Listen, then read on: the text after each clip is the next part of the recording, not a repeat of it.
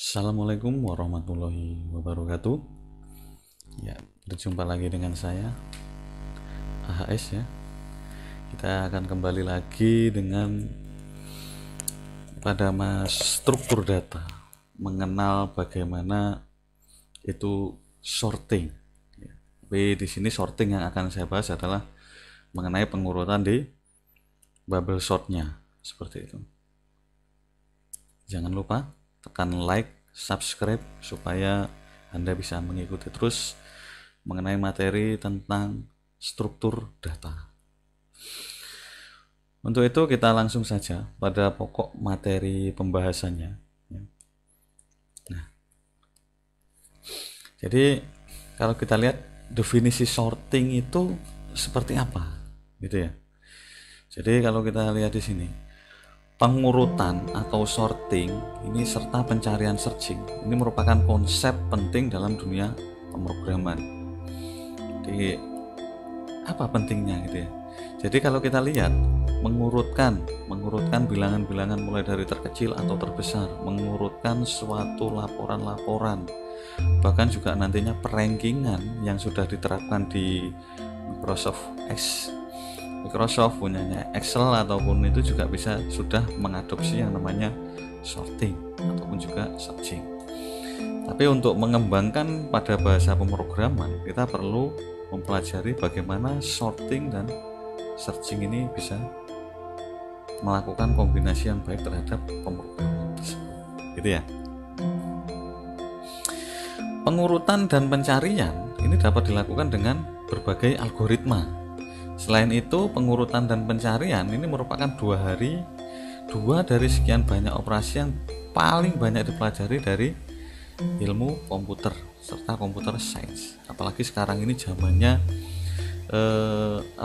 zamannya data, big data, analisis data. Jadi kita perlu sekali menganalisa data. Untuk menganalisa data, Anda juga harus memahami bagaimana melakukan sorting, searching, dan juga bagaimana melakukan pengolahan data dengan menggunakan struktur data itu sendiri. Selain itu, pengurutan dan pencarian ini merupakan dua dari sekian banyak operasi yang paling banyak dipelajari dari dalam ilmu komputer, gitu ya. Nah, alasan materi ini kenapa harus kita bahas metode pengurutan atau pencarian? Yang pertama ini adalah pengorganisasian data. Misalkan dengan cara mengurutkannya adalah konsep yang mutlak diperlukan dalam menyimpan data dengan media berbasis komputer demi kemudahan operasional, pencarian, pembaruan, penyisipan, serta penghapusan. Jadi, kenapa kita perlu melakukan sorting? Alasan yang pertama, bisa saja kita mencari nilai tertinggi. Bisa saja kita mencari nilai yang sama untuk nanti kita lakukan penghapusan atau pembaruan pada nilai tersebut. Nilai seperti apa? Kenapa harus kita cari nilai tertinggi terendah? Ya, ini kita bisa melihat lagi dari data KPU misalkan juga. Antara data A, data B, data C ini kan beda-beda. Data A lebih besar, data B lebih kecil, data C lebih besar lagi. Bagaimana mengurutkannya? Karena kita melihat sudah kemarin untuk melakukan hal itu juga sudah kita gunakan big data atau sudah ada sistem yang melakukan analisis data tersebut. Terus juga ada lagi misalkan kita di sekolahan gitu ya, itu untuk perankingan. Nah, ini kan akan banyak data nilai. Kalau perankingan kita bisa menghitung mungkin lewat Excel, tapi sekarang nggak mungkin. Kita sudah di 4.1. Di industri 4.1 kita harus berkembang, harus menggenjot semua industri software aplikasi. Ini harus benar-benar diterapkan. Selain itu, di luar negeri sudah kita ketahui industri sudah memasuki era 5.0 di mana manusia sudah tidak lagi memperhitungkan bagaimana bekerja dengan software, tapi bagaimana manusia dimudahkan dengan sistem. Maka dari itu, selama kita masih di 4.0, kita harus benar-benar membuat sesuatu yang bermanfaat. Kita harus bisa mengikuti perkembangan teknologi. Intinya seperti itu. Kemudian juga ada pencarian pada data yang telah terurut atau short, membutuhkan upaya. Bisa dibaca sumber daya komputer dan lebih kecil dibandingkan pencarian data yang belum terurut. Jadi data yang belum terurut dan data yang terurut ini nanti seperti apa dan diurutkan berdasarkan apa, gitu ya. Kemudian algoritma pengurutan dan pencarian ini memuat banyak sekali konsep dasar pemrograman. Kalau kita lihat ini ada runutan, sequence. Ini kaidah pemrograman menyatakan bahwa perintah dalam program komputer akan dieksekusi menurut urutan dari atas ke bawah. Atas ke bawah. Kemudian ada selection. Perintah-perintah dalam program komputer akan dieksekusi berdasarkan nilai kebenaran. Dan ada juga perulangan, loop. Jumlah perintah dalam program komputer yang akan dieksekusi beberapa kali atau berulang kali. Jadi berdasarkan nilai kebenaran atau boolean. Seperti itu. Jadi kalau kita lihat mungkin juga Anda bisa belanja di perbelanjaan online. Ini juga sudah banyak diterapkan, mulai dari bagaimana mengurutkan penjual terbaik, kemudian juga yang paling banyak memiliki menjual rating, itu nanti juga banyak mengadopsi bagaimana sorting dan searching seperti itu.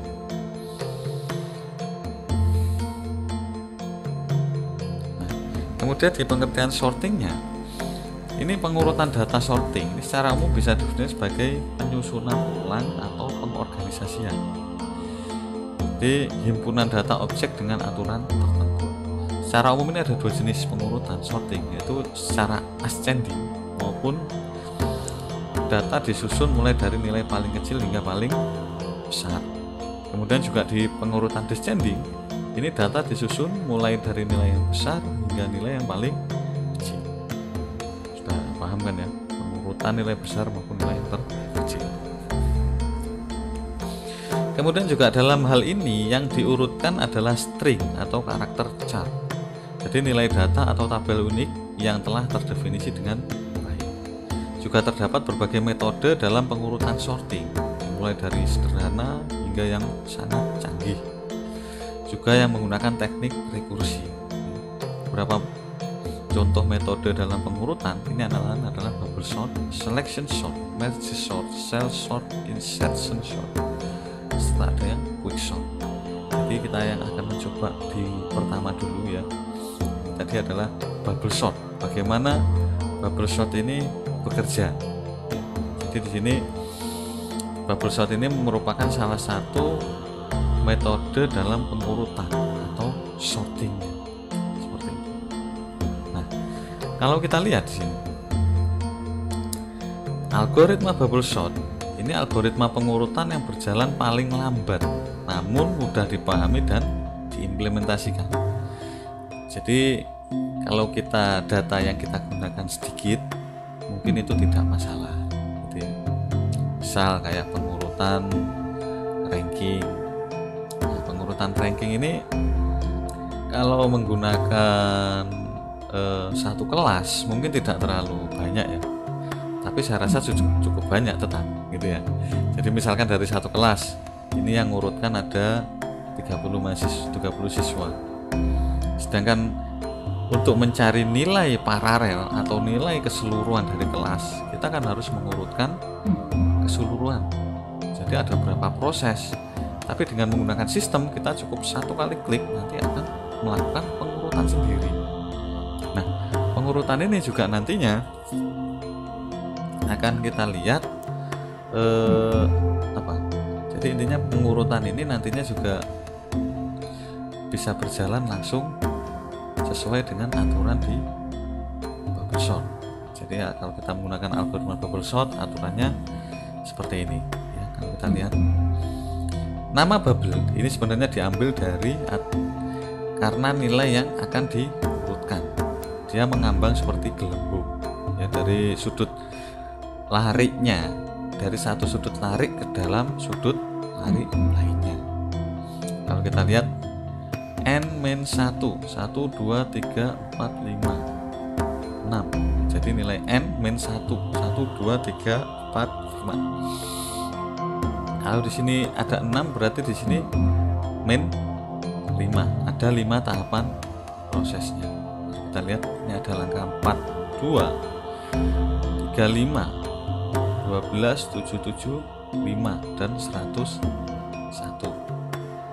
Kemudian di urutan yang kedua kita n-1 lagi.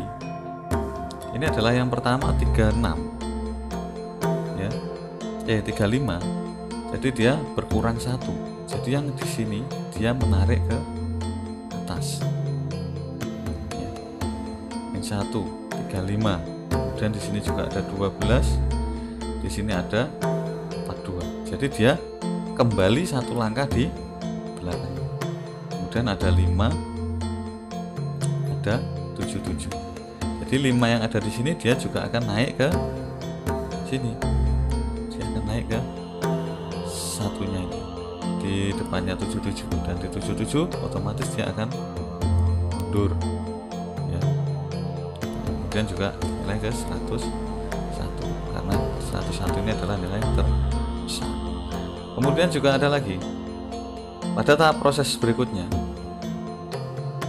yang nilai -1 ini dia akan tertarik ke atas dan lari ini dia akan lari ke belakangnya. Di 36 ini langsung lari ke belakangnya 35. Kemudian dari 42 dia langsung lari ke bawahnya dan yang 5 dia akan lari ke atasnya ya, lari ke atasnya.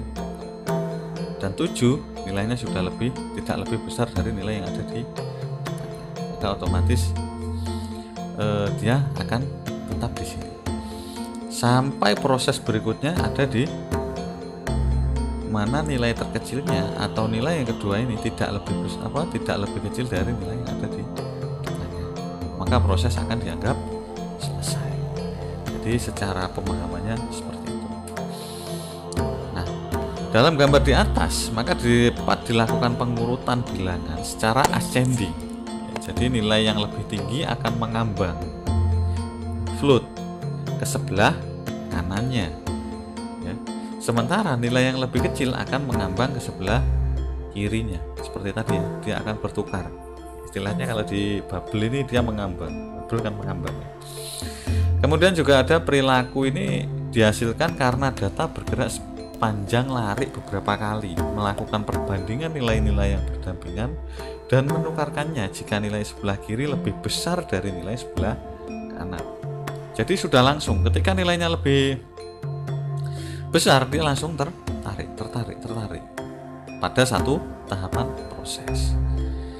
Tapi memang bubble sort ini tidak terlalu baik. Kenapa tidak terlalu baik? Misalkan data Anda dari data nasabah perbankan mencapai 20.000 atau sampai 1 juta nasabah, bagaimana mesin akan melakukan perhitungan secara terus-menerus? Itu pasti juga membutuhkan waktu yang cukup lama sekali gitu ya. Makanya ada beberapa tipe. Tapi kalau untuk pengolahan data big data secara sederhana, saya rasa ini sudah cukup. Kemudian juga perilaku ini dihasilkan karena bergerak beberapa kali ya tadi. Kemudian jika Anda mengurutkan secara terbalik, aturan tersebut juga harus dibalik juga. Untuk pseudocode-nya kita lihat temporary kita buat 0, untuk outer sama dengan upper, kemudian dan outer lebih besar daripada 1 maka outer -2 dia akan ke depan ke belakang atau dia akan outer lebih kecil sama dengan 1 dia akan ke belakang. Kemudian untuk innernya, jadi inputan inner lebih kecil daripada outer -1, 2. Dan jika array inner lebih besar dari array inner plus 1, jadi array kemarin ya, data array ya, innernya ini lebih besar dari array inner plus 1, kemudian temporary array ini adalah inner, maka array inner adalah array inner plus 1. Array inner plus 1 sama dengan temporary. And if and for sesuai dengan ketentuannya.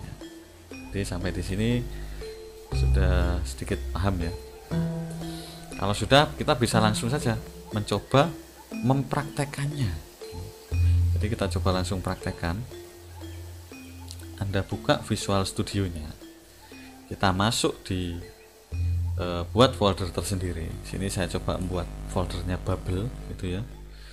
Dan kita akan mencoba membuat suatu langsung penggunaannya ya. Kita langsung menggunakan atau mengimplementasikannya antara inputan di HTML dan juga di JavaScript-nya.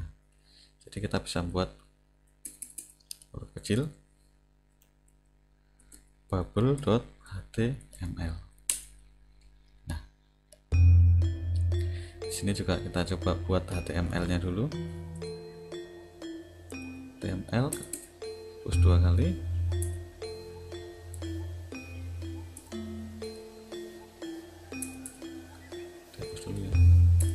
Supaya langsung otomatis. Nah, kemudian juga ada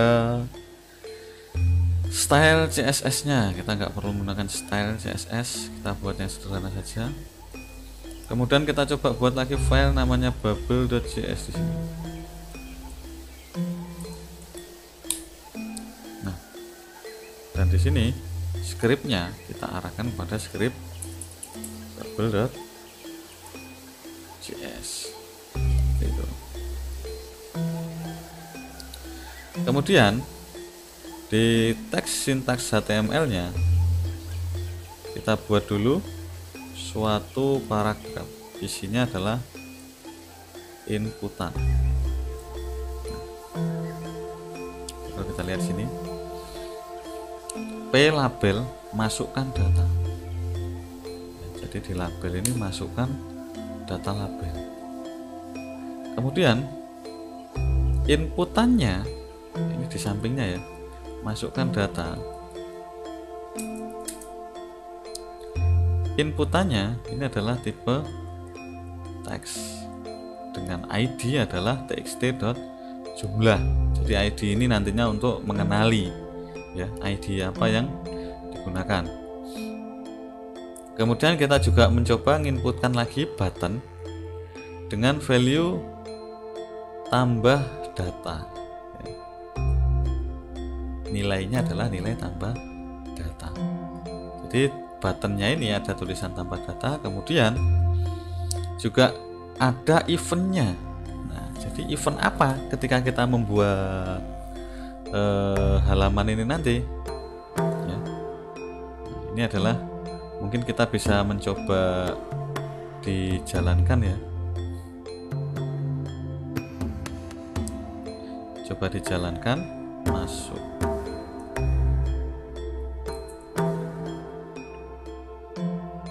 Nah, ini ya.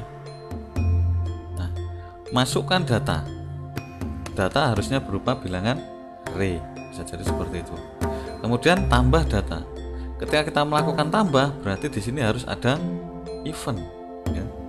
Jadi pada eventnya tambah data, kira-kira kita bisa menambahkan onClick tambah data, yang nantinya function dari tambah data bisa kita tambahkan di inputannya bubble.js di JavaScript-nya. Jadi kita sendirikan function onClick, langsung functionnya tambah data, seperti itu ya, bisa dipahami ya kira-kira. Kemudian kita coba menambahkan kembali suatu inputan di bawahnya. Nah, di inputan ini ada langsung inputan tipe button, value-nya adalah tampil data. Ketika di on click tampil data, maka dia akan menampilkan lebih banyak data ya. Jadi tampil data, jadi on click ini kita panggil fungsinya tampil data pada teksnya label data, gitu ya. Nah, label data ini di mana? Label data ini ada, kita buat di bawah, label data awal sama dengan label id.label data. Nah, jadi tampil data ini tadi menampilkan yang juga ada di label data, seperti itu ya. Kemudian juga kita bisa menambahkan lagi proses selama sorting.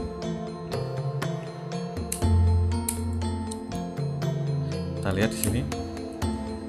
Selama sorting, input tipe button, value-nya tampil data. On click bubble sort. Jadi ini fungsinya bubble sort. Kita akan membuat fungsinya bubble sort. Kemudian pada label sorting ini akan kita tampilkan. Anda bisa mencoba melihat di halaman Chrome-nya. Ya, coba kita refresh. Nah, ini ada tambah data. Ini akan menampilkan data. Dan ini akan menampilkan data secara sorting. Jadi secara berurutannya ini seperti apa, data apa yang ditampilkan, gitu ya.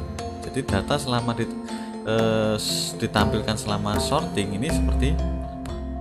Kalau kita lihat ditampil datanya, ini juga pastinya kita akan menampilkan data yang sudah kita inputkan, gitu ya. Artinya ini adalah data array.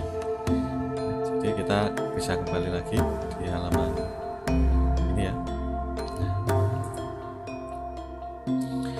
Setelah itu kita akan mencoba membuat fungsinya di tambah data. Jadi kita buat fungsinya dulu ditambah data. Di sini kita coba buat variabel ya. Data sama dengan new array, gitu ya. Nah, kemudian di bawahnya kita tambahkan variabel i sama dengan berapa? 0. I kita definisikan variabelnya berupa 0. Dan kita mencoba menambahkan fungsinya tambah data. Function tambah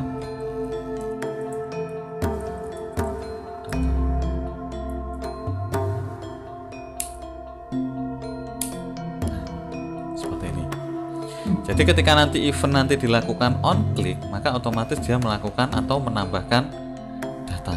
Kemudian data apa yang bisa kita tambahkan di sini? Nah, ini kita coba lihat sini. Data i atau array-nya ya. Ini sama dengan parse integer.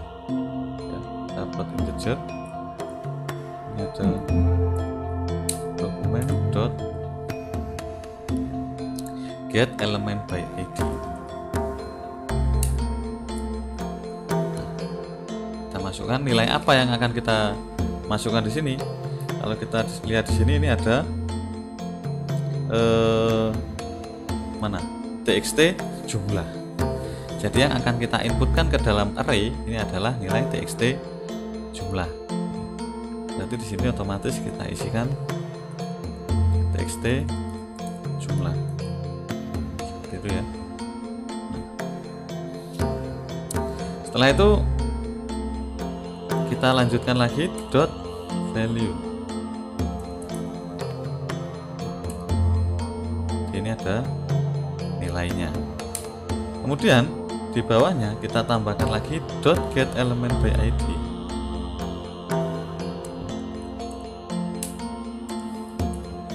Get element by id.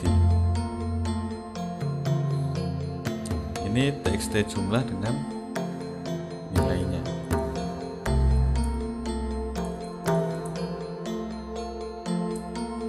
Dot value. Itu ya. Nah, kemudian juga ini jangan lupa kita tambahkan i plus plus. Itu ya. Di variabel i terus dia akan melakukan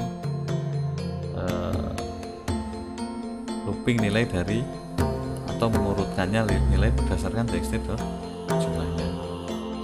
Nah, setelah selesai ini artinya ketika kita menambahkan ini dia langsung mengarah di sini langsung menyimpannya, tapi kita tidak bisa melihat karena kita belum melihat tampilannya gitu ya.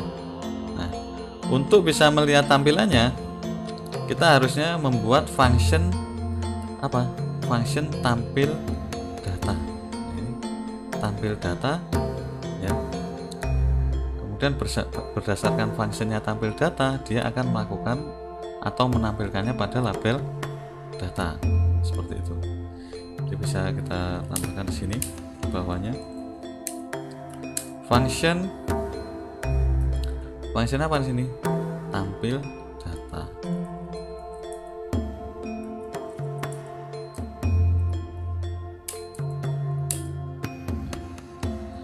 Dalam function tampil data kita lihat adalah for variabel. Variabel apa? Ya, variabel a sama dengan 0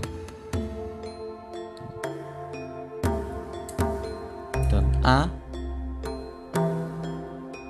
lebih kecil dari data.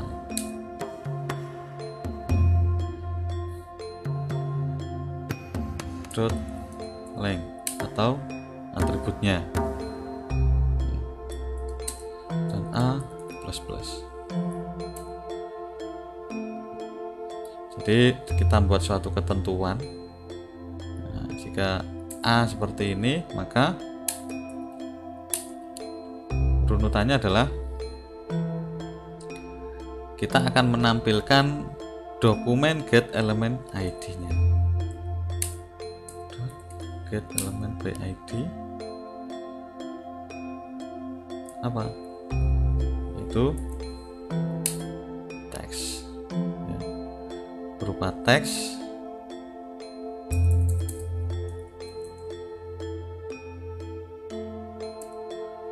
dot inner html plus sama dengan apa? Data a ya. Nah, kalau sudah, kita juga bisa menambahkan data kosong. Kemudian kita juga bisa menambahkan dot get element by id text. Dot get element by id text.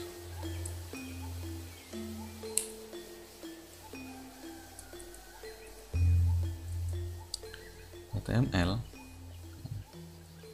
ini dengan BR supaya dia ada jeda spasi ke bawahnya gitu ya. Nah, supaya ada jeda spasi ke bawahnya. Jadi jika sudah, kita bisa mencobanya kembali ya. Kita masuk di browsernya. Kita lihat di sini. Kita masukkan tambah data. Nah, masih belum bisa ya. Kita coba lihat kembali di scriptnya, apa ada yang kurang. On klik masuk data tambah data. Nah, jadi untuk bisa data dikirimkan, kita harus menambahkan form ya. Kita belum menambahkan formnya.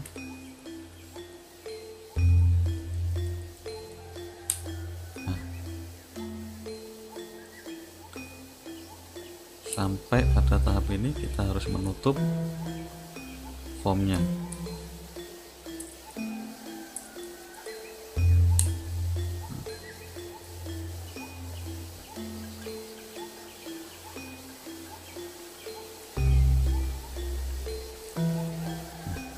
Jika sudah, kita juga ngecek kembali dari functionnya tambah parse integer value ya, jadi di txt, kemudian juga dokumen get element txt jumlah sama dengan ini, value nya sama dengan 0 ya, kita tambahin 0. Kemudian di sini tampil data apa yang kita tampilkan ya, ini data teks ya. Baru kita memanggilnya di sini teks inner dot html dot elemen by ID. Kemudian coba kita bisa mencobanya kembali ya di browsernya ya. Kita masukkan angka 1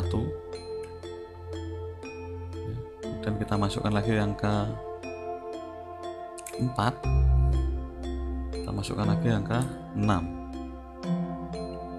Nah, dan kita coba menampilkan karena function tampil tadi sudah diaktifkan. Nah, ini akan muncul nilai dari labelnya ya, di labelnya 146 ya. Kita coba kembali lagi di halaman pemrogramannya 146 di halaman bubble. Nah, ini ada data awal, harusnya sebelum label kita kasih BR dulu biar dia langsung ada di bawahnya. Nah, jadi kita lihat lagi, kita refresh 1, kita tambahkan ya. Kemudian 13 dan 12. Nah, datanya 1, 13 dan 12. Nah, untuk mengurutkannya bagaimana? Nah, untuk selama sorting kita masih belum tahu. Jadi untuk bisa kita melihat data ini benar-benar disorting apa enggak, harusnya kita membuat data yang acak ya. Untuk itu kita masih akan kembali ke halaman pemrogramannya. Kita akan mencoba membuat script dari functionnya. Dilihat sini tadi, function dari bubble sort ya. Jadi kita buat lagi di sini function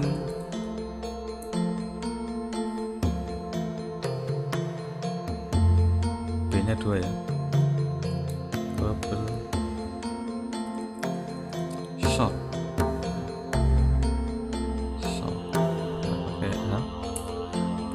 Sort.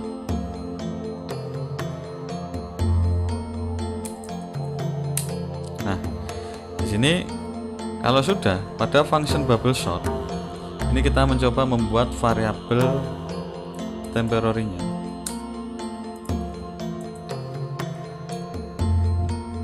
Kemudian juga kita bisa membuat variabel upper, data, dan length-nya.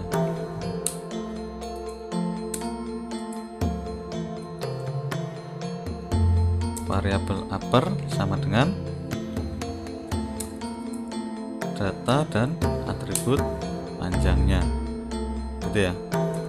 Nah, setelah itu kita bisa mencoba menambahkan lagi untuk var, untuk variabel outer ya, sama dengan upper dan outer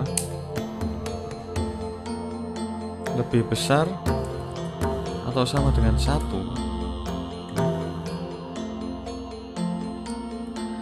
maka outer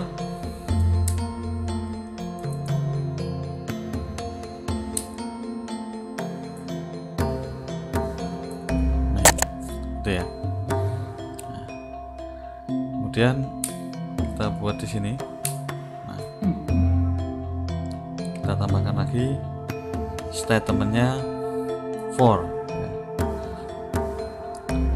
Kemudian ada for variable inner ya, kita lihat sini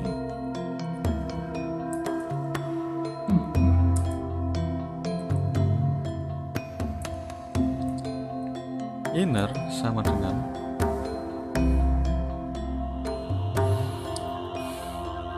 nol.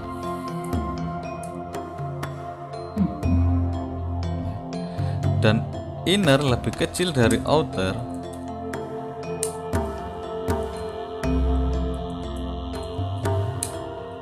jika innernya lebih kecil dari outer,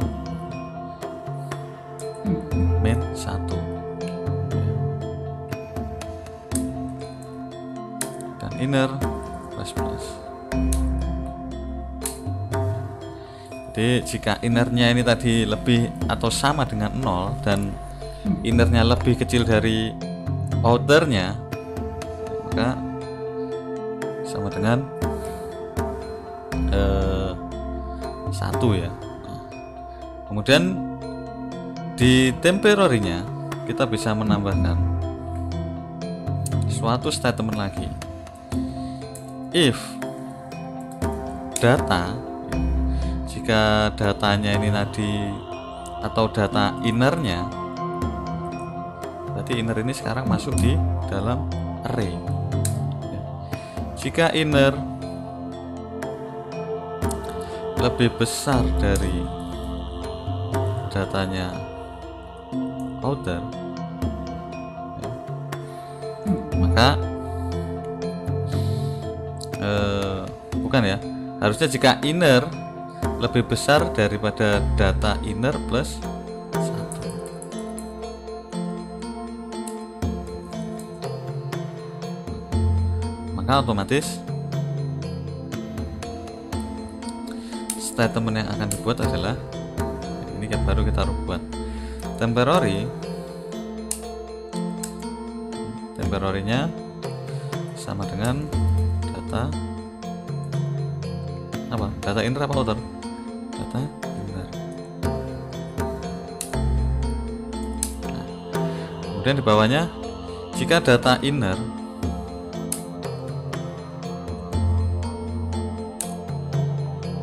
jadi data innernya tadi ini sama dengan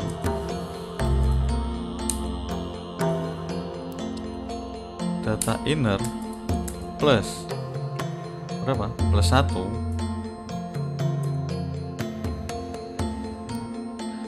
Kemudian data inner plus 1 sama dengan temporary.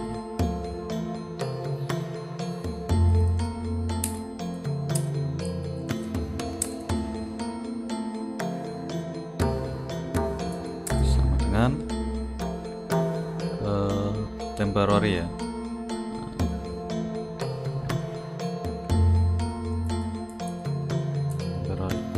Seperti ini ya. Nah, kemudian kalau sudah, kita akan mencoba menampilkannya. Di mana menampilkannya? Menampilkannya setelah for innernya ya. Jadi dia ada di bawah sini. Itu dengan cara tampil data ya.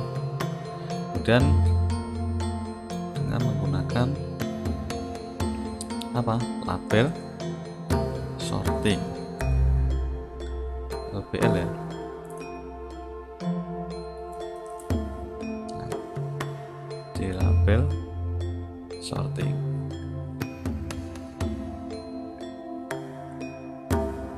Seperti ini.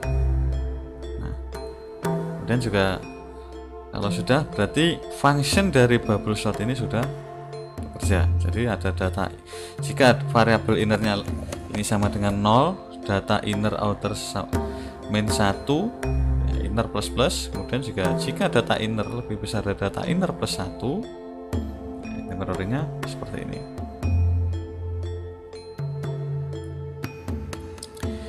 Jika sudah, jadi kita bisa mencoba ya untuk menjalankannya. Kita masuk kembali, kita coba 5 data yang berbeda dari yang mungkin acak ya. Kita buat 19, kita tambahkan dulu, kemudian kita buat lagi 17, kita tambahkan juga, kita buat lagi 15, kita tambahkan 13, kita tambahkan 10, kita tambahkan. Dan kita tampilkan ini dari urutannya acak ya, ada besar, kecil, kecil, kecil. Saat kita melakukan proses tampil data sorting, maka otomatis dia akan terbagi menjadi 5, 1 ya, 2, 3, 4, 5. Jadi yang terakhir sendiri ini akan menampilkan yang terkecil ya, 10, 13, 15, 17, 19. Jadi begitulah sorting ya. Jadi dia akan mengurutkannya berdasarkan banyaknya data. Begitu teman-teman. Jadi harapannya ketika Anda sudah mempraktekannya, Anda akan mencoba mengimplementasikannya, bukan hanya dari sini ya, tapi bisa dikembangkan lagi bagaimana jika datanya itu bentuknya ada banyak ya. Misalkan datanya ada sekitar 30 data yang berbeda, dan bagaimana juga nanti ketika data itu bisa diambil dari database ya. Jadi pengurutannya gimana. Nah, ini akan menjadi PR berat untuk Anda nantinya. Enggak berat sih ya.